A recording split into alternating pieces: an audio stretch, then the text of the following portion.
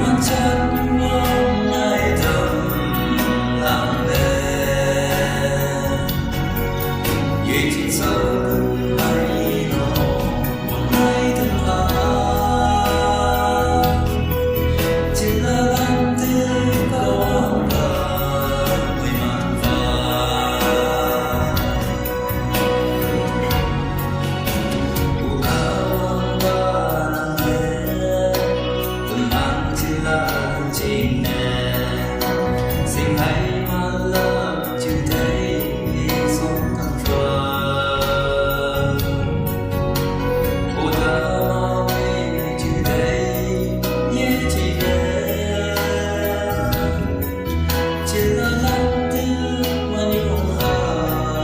con xin từ chỉ là cha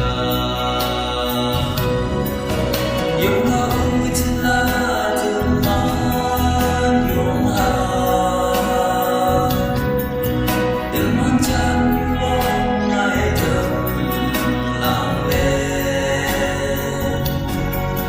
vì chính sự